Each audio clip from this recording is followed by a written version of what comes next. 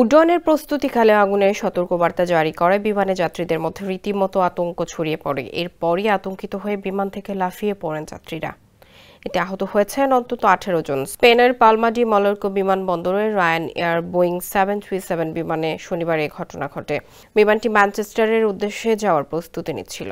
NDTV সূত্রে এই তথ্য জানা গেছে। আরব টাইমসের প্রতিবেদনে বলা হয়েছে, জরুরি বিভাগকে পরিস্থিতি সম্পর্কে তাৎক্ষণিকভাবে অবহিত করা হয় এবং তারা দ্রুত ঘটনাস্থলে ছুটে যায়। অগ্নিকাণ্ডের খবর শুনে অনেক যাত্রী হুড়োহুড়ি করে নামতে গিয়ে বিমানের পাখা থেকে লাফিয়ে পড়েন। সেই ভিডিও সামাজিক যোগাযোগ মাধ্যমে ভাইরাল হয়েছে। বিমানবন্দরের আঞ্চলিক জরুরি সমন্বয়ক কেন্দ্রের মুখপাত্র জানান, বিমান থেকে লাফিয়ে পড়ার ঘটনায় অন্তত 18 জন যাত্রী আহত হয়েছেন। তাদের চিকিৎসা সেবা দেওয়া হয়েছে এবং 6 জনকে হাসপাতালে পাঠানো হয়েছে।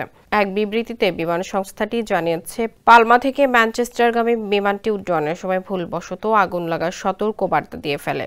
এতে যাত্রীদের মাঝে আতঙ্ক ছড়িয়ে পড়ে। পরে তাদের উদ্ধার করে টার্মিনালে ফিরিয়ে আনা হয়।